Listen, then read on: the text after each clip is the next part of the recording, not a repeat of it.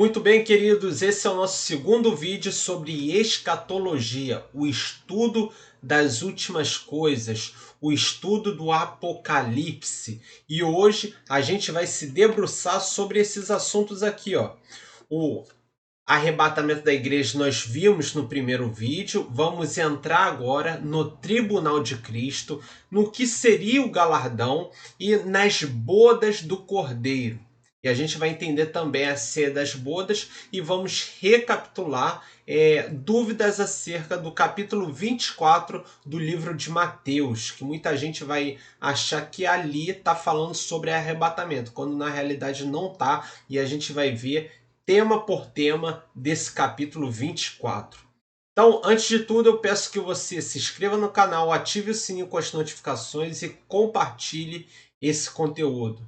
Eu creio que esse conteúdo vai edificar a sua vida e vai trazer claridade acerca das últimas coisas, acerca do Apocalipse, desse momento que muito se tem falado nesse assunto, mas pouco entendimento se tem a respeito do livro de Apocalipse. Então vamos lá para o nosso vídeo. Então, depois do arrebatamento, o que vai acontecer? O que vai acontecer no céu? O que vai acontecer com aqueles que foram arrebatados? A gente sabe que aqui na Terra vai acontecer o acordo do anticristo com as 10 nações e vai começar o período tribulacional, com o derramar de taças, a abertura de selos e o toque de trombetas. E aqueles que foram arrebatados, como é que vai acontecer?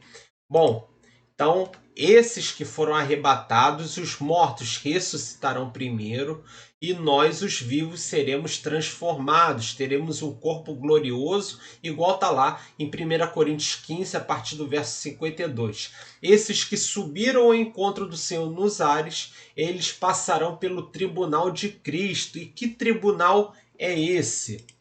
Bom, 2 Coríntios 5, verso 10 fala assim: porque todos são todos devemos comparecer ante o tribunal de Cristo, para que cada um receba segundo o que tiver feito por meio do corpo, ou bem ou mal.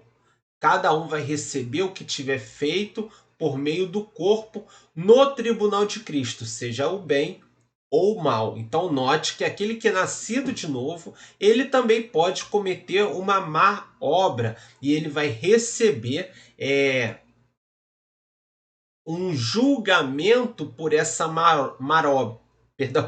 por essa obra má. Então, em 2 Coríntios, capítulo 5, verso 10, assegura que todos iremos passar por esse tribunal. O tribunal de Cristo, que é diferente do tribunal do juízo final, o grande trono branco.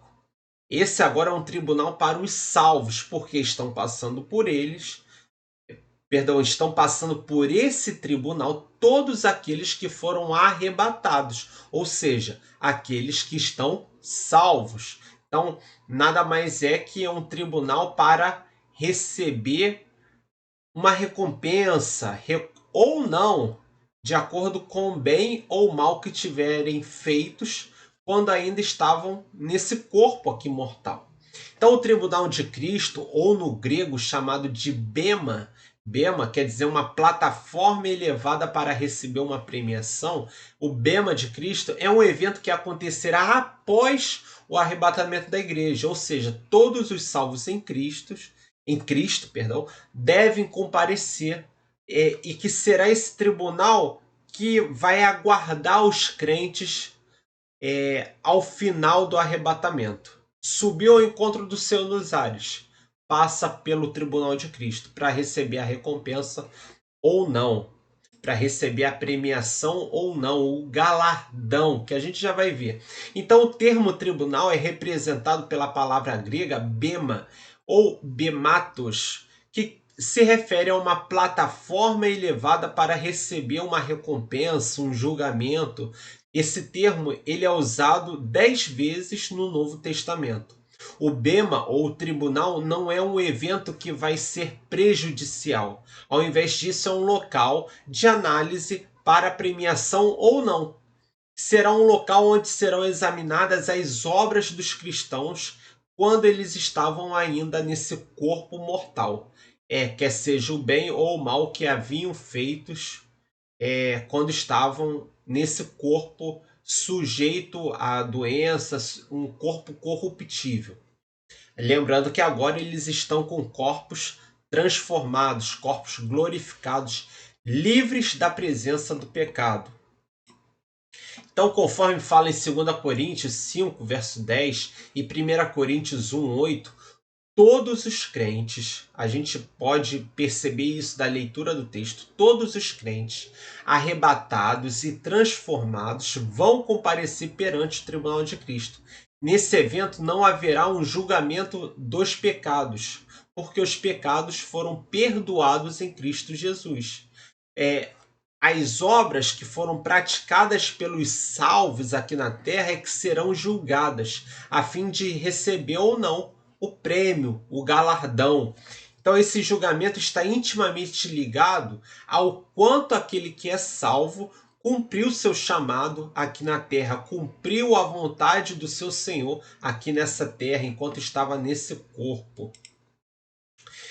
E 1 Coríntios 3, a partir do verso 15, vai falar lá de obras comparadas a ouro, prata e metais preciosos, e pedras preciosas, e obras comparadas a madeira, palha ou feno, e que o próprio dia do fogo provará essas obras.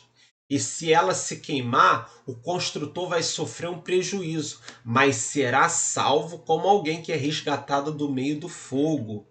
Então, aquele que apresenta suas obras no dia do fogo, no dia do tribunal, fogo quer dizer também julgamento, juízo, quer dizer pesar na balança, um sinônimo aí para julgamento. Então, no dia do fogo, que dia é esse? O dia do tribunal de Cristo. Aqueles que apresentarem obras, que se queimarem como se fosse madeira, palha ou feno, eles não sofrerão prejuízo do fogo, mas serão como aqueles que foram salvos do fogo. Não, essas obras não terão valor, porque elas se queimarão, não serão premiados, não receberão galardão para essas obras, porque elas se queimaram, foram obras reprovadas. Então, o propósito do Tribunal de Cristo é avaliar as obras de cada um, se foram dignas ou não. Sendo assim, todos os participantes desse evento do Tribunal de Cristo já estão salvos. Eles vão receber o galardão, receber ou não. O dia do fogo, o dia do tribunal, vai provar as obras deles. Se eles fizeram essas obras motivados por agradar ao Senhor ou para cumprir o que eles achavam que estavam agradando ao Senhor, quando na verdade estavam somente alimentando o próprio ego. Então, essas obras serão investigadas na sua intenção, na sua raiz. Essas obras serão, além de investigadas na qualidade que foram prestadas, mas na intenção que elas foram realizadas.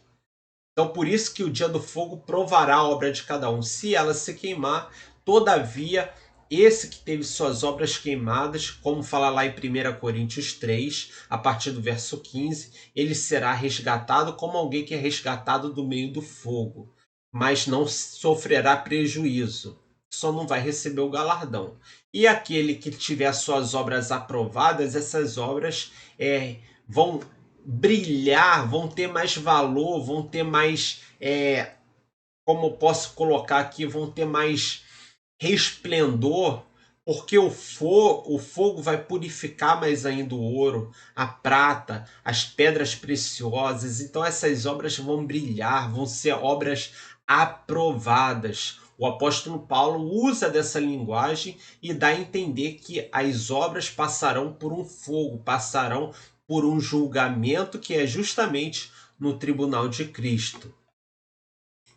Então, as obras serão analisadas também segundo a intenção do coração.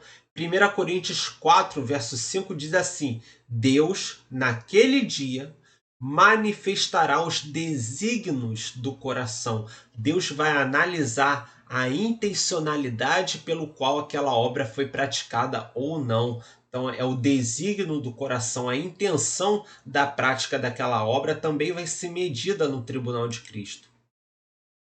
A obra de Deus ela deve ser realizada em conformidade com a sua palavra, com a palavra de Deus, e não com aquilo que eu acho, com aquilo que eu penso, ou com aquilo que eu julgo ser ou não palavra de Deus. Em Filipenses 3, verso 14, diz assim: E por último, mas não menos, prossigo para o alvo.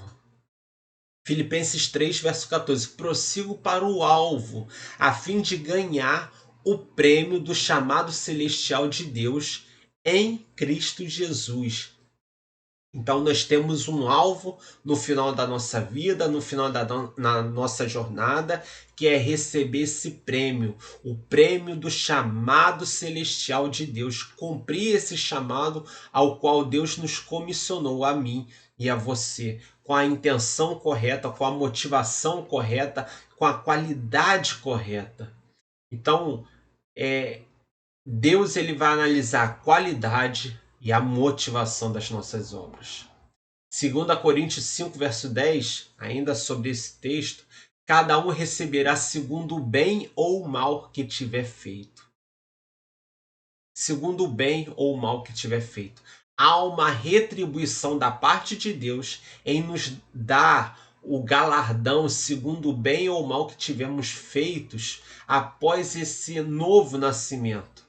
Após nos rendermos a Cristo, após vivermos para Ele aqui nessa terra, nós somos chamados para as boas obras. Muita gente lê Efésios 2, do verso 8 ao verso 9 e esquece o verso 10. O verso 8 ao verso 9 diz assim: a salvação não vem de vós, é dom de Deus, para que ninguém se glorie. Para as boas obras. O verso 10 vai enfatizar que nós fomos salvos para as boas obras. Então, o cristão ele não deve se limitar a viver somente com a experiência inicial da graça, que é a salvação, mas andar nessa jornada de santificação, que o pecado não tem mais domínio sobre nós, e prosseguir de glória em glória, cumprindo o chamado para o qual Deus determinou para si, para a sua vida, para mim e para a sua vida, com a motivação correta, com os olhos voltados para a eternidade e disposto a agradar ao seu Senhor, não porque ele vai receber um prêmio, não porque ele vai receber um galardão, não por interesse, mas para agradar aquele ao qual Deus veio ao seu encontro. Deus o resgatou, o tirou da maldição do pecado, o livrou da condenação do inferno. Ele veio ao nosso encontro, não que nós tenhamos feito alguma coisa, mas porque ele achou graça e ele veio por misericórdia e nos salvou, nos resgatou, abriu os nossos olhos, nos colocou na família dele. Somos filhos amados, sacerdócio santo, nação eleita, povo de propriedade exclusiva dele. Então, o que nós fazemos de boas obras é para agradar o nosso Senhor, não com uma ganância do prêmio que vamos receber. E por outro extremo, nós não podemos viver acomodados com a obra inicial da salvação. Claro que é importante e muito importante o fato de estarmos salvos, mas não podemos viver acomodado na experiência da conversão. Somos chamados ao amadurecimento. E o outro extremo, não podemos praticar boas obras com a ganância de receber um prêmio, mas praticamos boas obras para agradar aquele que primeiro veio ao nosso encontro, que é Deus por meio de Cristo Jesus. Então, em 1 Coríntios 3, do verso 12 ao verso 15, olha o que vai dizer lá. E se alguém sobre este fundamento formar um edifício, Paulo está falando, se alguém sobre o fundamento que é Cristo formar um edifício de ouro, prata e pedras preciosas, madeira, feno ou palha, a obra de cada um se manifestará. Na verdade, o dia a declarará, provará qual seja a obra de cada um. Se a obra que alguém edificou nessa parte permanecer, esse receberá o galardão. Se a obra de alguém se queimar, sofrerá detrimento, sofrimento, mas o tal será salvo, todavia, como alguém sendo salvo do meio do fogo. Ou seja, então há uma ligação entre o fundamento que é edificado, o fundamento é Cristo, e há uma edificação, uma maturidade, um desenvolvimento dessa graça que nos alcançou, que é edificar sobre o fundamento que é Cristo. Edificar está correlacionado a crescer, a construir, a se desenvolver. Se essa construção, esse desenvolvimento se dá por obras boas, que Paulo compara a ouro, prata e pedras preciosas, são obras aprovadas que serão manifestas no dia do fogo. E se a partir desse fundamento que é Cristo, as obras não forem boas, e no dia do fogo essas obras se queimarem, serão equiparadas às obras de madeira, palha ou feno.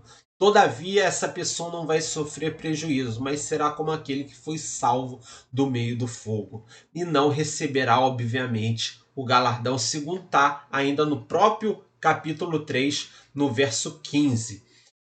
E sofrerá detrimento, mas o tal será salvo, todavia como pelo fogo. No verso 14 diz assim: se a obra que alguém edificou nessa parte, nesse fundamento, permanecer, esse receberá o galardão. Então, o que é esse galardão que nós estamos falando? O que é esse prêmio que nós estamos falando? O galardão a gente vê como coroa incorruptível, coroa da vida, coroa de glória, temos coroa de justiça, coroa de exultação. Então, existem adjetivos para esse galardão. Se são coisas diferentes, a gente só vai saber quando chegar no tribunal de Cristo e recebermos ou não o nosso. Mas a questão é que a Bíblia está recheada de pistas que indicam o que seria esse galardão. Em 1 Coríntios 9, verso 25, diz assim: todo aquele que luta, de tudo se abstém. Falando acerca dos Jogos Olímpicos, aquele que luta, de tudo se abstém. Eles fazem para alcançar uma coroa corruptível. Hoje seria uma medalha. Nós, porém, os cristãos, queremos alcançar uma coroa incorruptível, fazendo uma alusão ao galardão. Em Apocalipse 2, verso 10, diz assim, sobre a coroa da vida: nada temas das coisas que hão de padecer.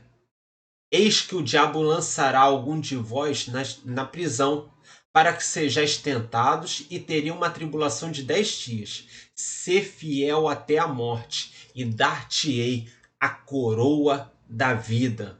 Uma outra possível indicação do que seja o galardão. Coroa de glória, 1 de Pedro, capítulo 5, verso 4. E quando aparecer o sumo pastor, alcançareis a incorruptível coroa da glória. Coroa da glória. Temos ainda mais adjetivos para o que seria o galardão. Coroa de justiça, lá em 2 Timóteo, capítulo 4, verso 8. Desde agora a coroa da justiça está guardada, a qual o Senhor, justo juiz, me dará naquele dia. E não somente a mim, mas também a todos os que o amarem, a sua vinda. Ou seja, uma possível indicação do que seja o galardão, uma coroa de justiça. Coroa de exultação, em 1 Tessalonicenses, capítulo 2, verso 19. Porque qual é a nossa esperança, ou gozo, ou coroa de glória? Porventura não sois vós também diante de nosso Senhor Jesus Cristo em sua vinda? Porque qual é a esperança, ou gozo, ou coroa de glória? Coroa de glória. Porventura não sois vós também diante de nosso Senhor Jesus Cristo em sua vinda? Existe uma coroa de glória, uma coroa de justiça, uma coroa de exultação ao que é dado ao vencedor. Quando a gente lê lá as cartas, as igrejas em Apocalipse, a gente vê falando sobre ao vencedor darei ser coluna no santuário de Deus, assentar-se à minha esquerda, à minha direita. Então nós vemos também nas cartas às igrejas possíveis indicações de prêmios que serão o galardão. E 1 Coríntios 15, verso 58 diz assim: portanto, meus amados irmãos, sedes firmes e constantes, sempre abundantes na obra do Senhor, sabendo que o vosso trabalho não é vão no Senhor. Nós não trabalhamos nessa terra em vão. Nós não trabalhamos, pegamos a nossa força de trabalho, a nossa vontade de servir a Deus, o nosso trabalho manifesta nas nossas obras para Deus, não é vão. Há uma promessa futura e a gente viu aqui que essa promessa pode ser uma coroa incorruptível, a coroa da vida, uma coroa de glória, uma coroa de justiça, uma coroa do vencedor. Há uma promessa futura. Para tudo aquilo que apresentamos em vida, existe um galardão. Volto a dizer, a gente não vai trabalhar para Cristo visando um prêmio, mas visando o amor que Ele nos resgatou e correspondemos. Essa é a motivação correta. Não está motivado para receber algo de Deus, mas porque Ele nos resgatou, Ele veio ao nosso encontro, nós evidenciamos essas boas obras. E com a motivação correta, cumprindo o chamado para o qual Ele determinou para nós, nós vamos receber o prêmio, o galardão. Nós sabemos que o nosso trabalho no Senhor não é em vão. E depois que recebermos o galardão, o que vai acontecer? Vai acontecer o casamento de Cristo com a igreja, de Cristo e a sua noiva. E a igreja não vai passar a ser chamada mais de noiva, mas de esposa, adornada de linho fino. Esse é o evento das bodas do Cordeiro, o casamento do Cordeiro. Nesse momento, a igreja ela deixa de ser noiva e passa a ser esposa. Vai lá comigo em Apocalipse, capítulo 19. Apocalipse, capítulo 19. Apocalipse, capítulo 19, verso 7. Alegremo-nos, exultemo-nos e a ele demos glória, pois chegou a hora do casamento do Cordeiro e a sua noiva já se preparou. Ela recebeu um vestido do linho mais fino, puro e branco, porque o linho fino representa os atos de justiça dos santos, ou seja, a noiva é a igreja e agora ela se casa com o noivo que é Cristo. Tudo indica que esse casamento vai ocorrer após o tribunal de Cristo, visto que quando a igreja surge, ela já aparece adornada com os atos de justiça dos santos. Quem são esses santos? Aqueles que compõem a igreja de Cristo sobre a face da terra.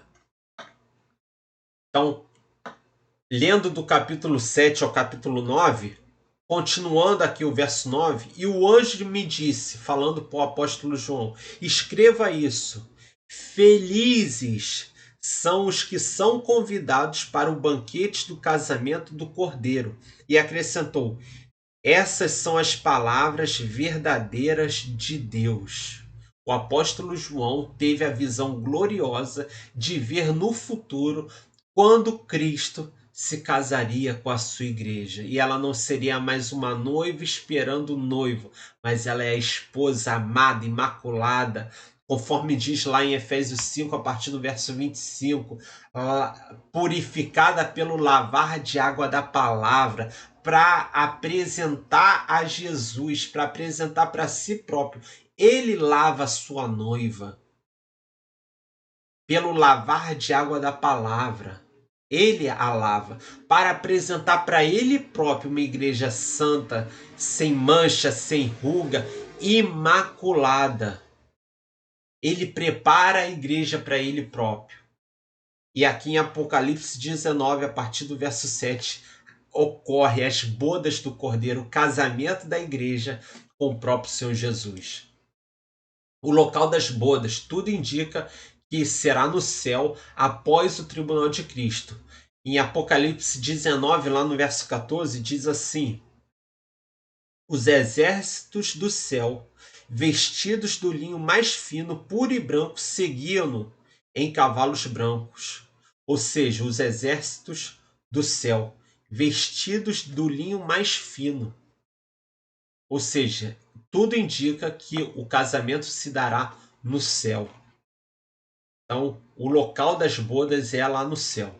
É após o tribunal de Cristo. Quem são os convidados? Não existem nos textos bíblicos alguma passagem que expressa, que diga que os santos do Antigo Testamento estarão presentes.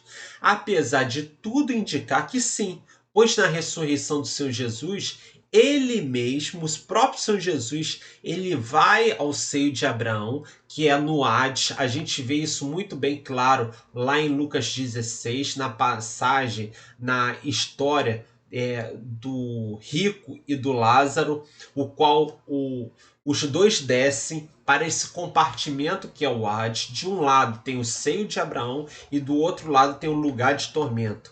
Há contato de um com o outro, contato visual, que o rico vê o Lázaro sendo consolado no seio de Abraão. O rico fala com Abraão, Abraão responde, mas diz ainda na história que há um grande abismo, de modo que um não pode passar de um lado para o outro. Então, quando Jesus morre, ele desce ao Hades, no seio de Abraão, e leva cativo o cativeiro. É a doutrina chamada de transporte do paraíso. O cativeiro que estava no lugar dos mortos, ele transporta para os céus. É a doutrina do transporte de paraíso.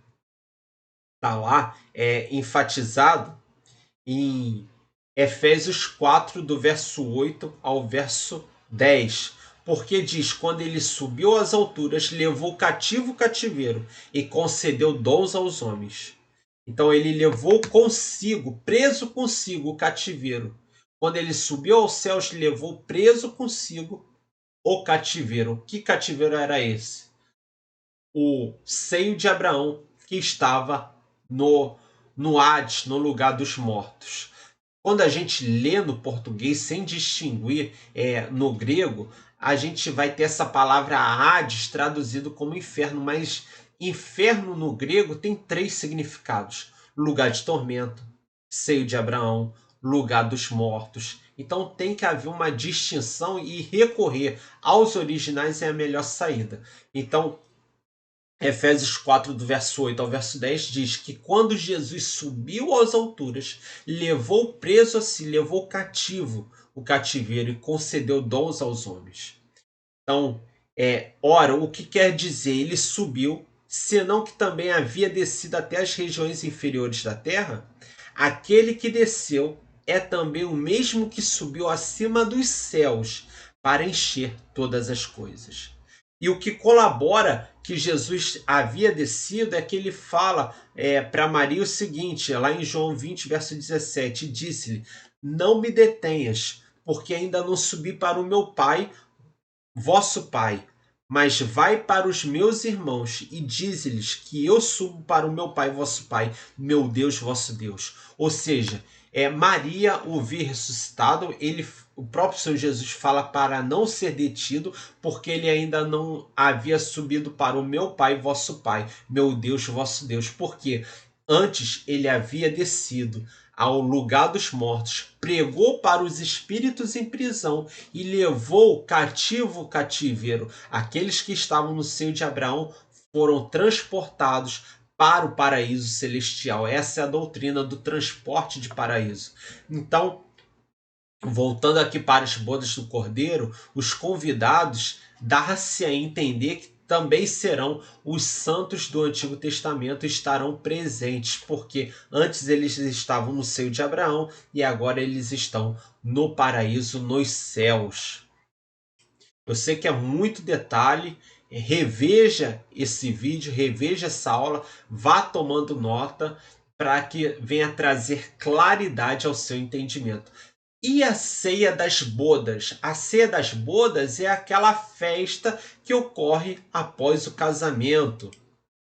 A ceia das bodas a gente vê muito claramente na parábola das 10 virgens, 5 prudentes e 5 nécias. A parábola das 10 virgens, além de ser um chamado, um princípio à vigilância, não está falando ali da igreja, porque Cristo ele vai se casar com a igreja, não com 10 virgens. Casar-se com 10 mulheres não era uma prática de um judeu, nem muito menos de nós cristãos. O casamento judeu era finalizado, terminava o casamento com a relação sexual do marido com a mulher. Antes da relação acontecer, o que acontecia? 10 virgens preparavam a noiva para essa grande noiva que encerrava com a relação sexual. Então as 10 virgens eram 10 amigas da noiva de confiança que a preparavam para o ato final do casamento, que era a relação sexual. Era costume entre os judeus que o noivo chegasse à noite à casa da noiva, onde as damas de honra estavam cuidando dessa noiva. Quando a chegada do noivo era anunciada, essas moças elas saíam com as suas lâmpadas e iluminavam o caminho até a casa da noiva. Iluminavam o caminho para que o noivo achasse a casa da noiva e entrasse na casa certa.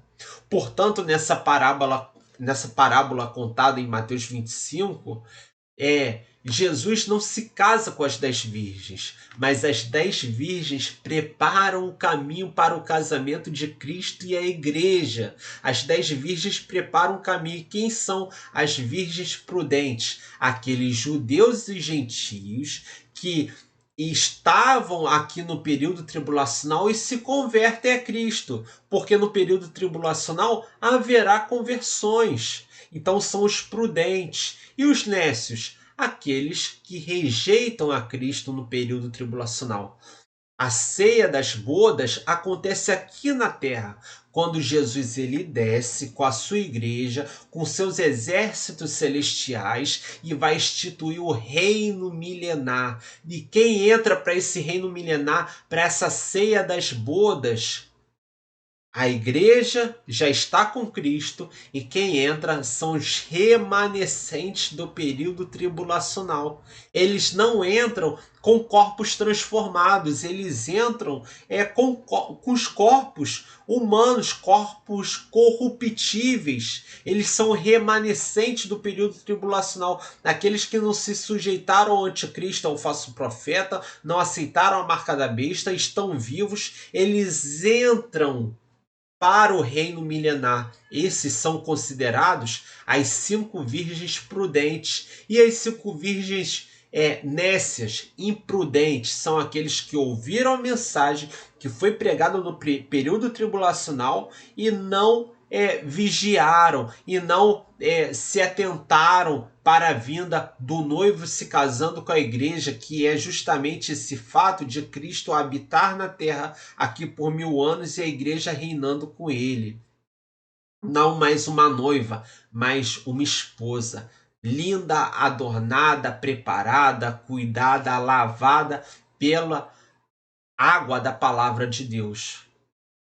E os que entram para o reinado milenar, para as ceias das bodas, são justamente os remanescentes do período tribulacional, judeus e gentios que aceitaram a Cristo como único e suficiente Salvador. Aqueles outros que não aceitaram, eles foram os nécios, ouviram a palavra que foi pregada, viram o testemunho dos 144.000, das 2 testemunhas, os juízos de Deus, mas foram nécios, não se voltaram para Cristo e ficaram de fora, não entraram, não prepararam um caminho, não prepararam o caminho do noivo ao encontro da noiva, não estavam presentes na festa de casamento.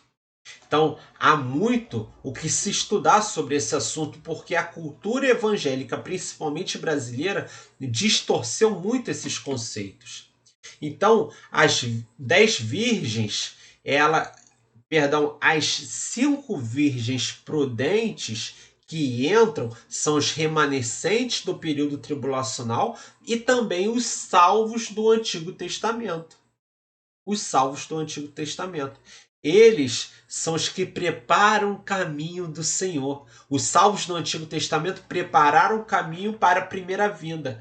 E os remanescentes do período tribulacional prepararam o caminho para a segunda vinda. Nesse contexto, Mateus 25, o Senhor Jesus está falando com os judeus e com os gentios, pelo simples fato deles terem reconhecido o Messias prometido pelo povo da promessa. Eles, os judeus, o reconhecerão. Eles o reconhecerão como Messias que eles próprios haviam enviado para a cruz. Mas alguns deram razão, ouviram aquilo que foi pregado no período tribulacional e entrarão para a ceia das bodas. E aqueles que não deram ouvidos àquilo que foi pregado nesse período tribulacional são comparados às 5 virgens nécias. Então a ceia das bodas ela acontecerá aqui na terra, segundo está descrito em Mateus 22, do verso 1 ao verso 14, Lucas 14, do verso 16 ao 24, Mateus 25, do verso 1 ao verso 3. A nação de Israel e os gentios convidados para entrar para essas bodas que ocorrerá dentro do reino milenar de Cristo. Mateus 22, do verso 3 ao verso 4, diz assim: e os enviou os seus servos. Jesus está contando uma história, uma parábola, e ele fala assim: e enviou os seus servos a chamar os convidados para as bodas. E estes convidados não quiseram vir. Então, depois ele enviou os seus servos de novo, dizendo: dizei aos convidados, eis que tenho o meu jantar preparado. Os meus bois e cevados já estão mortos, já está tudo pronto. Vinde às bodas. Mas um vai dar desculpa que comprou uma casa, que casou, outro vai dar desculpa que casou, e não vão entrar para as ceias das bodas. Vão rejeitar o convite. Mas outros serão chamados no lugar, que são equiparados aí às 5 virgens prudentes. Então, fazendo um esclarecimento acerca de Mateus 24, que ainda há muita dúvida. Por que acreditar na visão pré-tribulacional? Porque é uma visão bíblica. E temos fortes indícios na Bíblia. Apocalipse 3:10, 1 Tessalonicenses 1, verso 10, 1 Tessalonicenses 4, verso 16, Efésios 5, do verso 22 ao 25, 1 Tessalonicenses 5, 2 Tessalonicenses, capítulo 2, verso 3, a questão lá do termo apostasia, que significa a retirada. Então, é uma doutrina bíblica. Temos fortes indícios na Bíblia. A igreja, e outro fato de eu acreditar também na visão pré-tribulacionista, é que a igreja não espera o anticristo, mas ela espera Cristo. Filipenses 3, verso 20, 1 Tessalonicenses 1, verso 10, nós esperamos a Cristo, não o anticristo. A nossa esperança está no Salvador que veio e que voltará.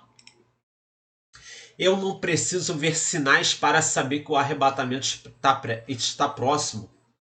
Em 1 Coríntios 15, verso 52, diz que é num abrir e fechar de olhos. Não existem sinais para o arrebatamento. O arrebatamento é iminente. Isso concorda com o que está lá em 1 Tessalonicenses capítulo 4. A doutrina da iminência é a qualquer tempo. Os sinais que fala de Mateus 24 devem ser observados para aqueles que ficarem no período tribulacional, não para a igreja que sobe antes no arrebatamento. Mateus 24 fala de sinais, guerras, rumores de guerras e tantos outros sinais, mas devemos analisar o texto como um todo. Nessa passagem, Jesus está respondendo a 3 questões, a 3 perguntas dos seus discípulos, que são judeus, e a partir do capítulo 23 ele fala para a nação de Israel: ó Jerusalém, Jerusalém, que mata os profetas e apedreja os que te são enviados. Quantas vezes eu os quis reunir como a galinha reúne os pintinhos debaixo de suas asas, mas vocês rejeitaram. A tratativa é com os judeus, e no capítulo 24, ele vai responder questões dos discípulos que são judeus. Naquele tempo ali, não é uma tratativa ainda para a igreja. A tratativa para a igreja está nas cartas. Jesus responde na seguinte ordem. Quais são as perguntas? A primeira pergunta é: quando ocorrerão essas coisas? Que sinal haverá da tua vinda? E que sinal haverá do fim do mundo? Ele vai responder na ordem desses eventos e não na ordem a partir do arrebatamento. Por isso que Mateus 24 não fala de arrebatamento. E a gente vai ver aqui, verso a verso, a tratativa de Mateus 24. Mateus 24, do verso 4 ao verso 8. Do verso 1 ao verso 3 são as 3 perguntas. Essas perguntas aqui, ó. Quando acontecerão essas coisas? Porque Jesus está pregando aos judeus, e quando ele sai do templo, os discípulos mostram para ele a construção do templo, e ele já dá um balde de água fria. Olha, não vai ficar pedra sobre pedra. Aí eles se atemorizam. Senhor, quando ocorrerão essas coisas? Que sinal haverá da tua vinda? E que sinal haverá do fim do mundo? Isso é do verso 1 ao verso 3. Do verso 4 ao verso 8, Jesus fala do início do período tribulacional, o início das dores. Do verso 9 ao verso 13, Jesus fala da manifestação do anticristo e do falso profeta. O verso 14 fala que haverá conversão no período tribulacional. Por isso o Espírito Santo não pode ser retirado de sobre a face da terra, porque ele convence o mundo do pecado, da justiça e do juízo. Por isso que o Espírito Santo não pode sair da terra, ele não é retirado da terra. Porque o verso 14 fala sobre um período de conversão no período tribulacional. Então, do verso 15 ao 21, fala como será no reinado do anticristo a perseguição à nação de Israel. Verso 22 fala que os dias serão abreviados por causa daqueles que não aceitaram a marca da besta e que são chamados os escolhidos, os remanescentes, que serão muitas das vezes perseguidos e mortos. Do verso 23 ao 24 de Mateus 24, fala sobre o engano, a artimanha do anticristo e do falso profeta. Do verso 27 ao 31, fala da segunda vinda de Cristo. No verso 32, existe sinal para a segunda vinda de Cristo. O sol vai escurecer, as estrelas vão cair do firmamento. Do verso 33 ao 39, vai falar que a vinda do Filho do Homem, a vinda de Jesus, será como nos dias de Noé. Do verso 39 ao 51, fala da vinda do Senhor para os servos entrarem no reino milenar. Os servos, os convidados entrarem no reino milenar. Porque a igreja, ela tem uma relação de filho, ou também comparado a uma relação de esposa. Mas aqui do verso 39 ao 51 fala dos servos, aqueles que preparam o caminho do Senhor, os equiparados às 5 virgens prudentes, aqueles que se converteram no período tribulacional, os remanescentes do período tribulacional entrarão para o reino milenar e comemorarão a ceia das bodas. Então, não há tratativa de arrebatamento em Mateus 24. Não há tratativa de arrebatamento. Por que os judeus não serão arrebatados? Pelo simples fato de não aceitar a Cristo como Messias prometido. Em Lucas 19, do 41 ao 44, diz que eles perderam o tempo da visitação do seu Senhor. E quando ia chegando, Jesus, vendo a cidade, Jerusalém, chorou sobre ela. Está lá em Lucas 19, dizendo: Ah, se tu conhecesses também, ao menos neste teu dia, o que a tua paz pertence, mas agora isto está encoberto aos teus olhos. Jesus falando sobre Jerusalém, sobre a nação de Israel.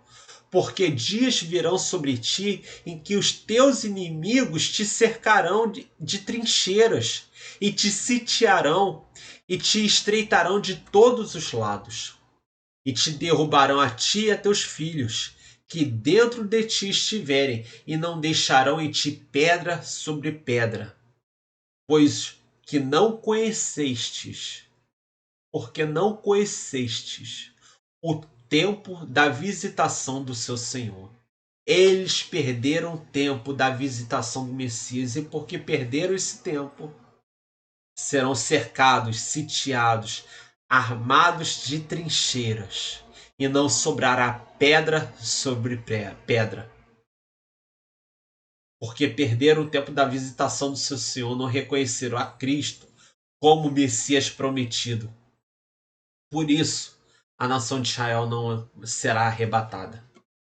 Bom, com isso chegamos ao fim de mais esse vídeo, de mais essa aula. Se você gostou desse conteúdo, compartilhe.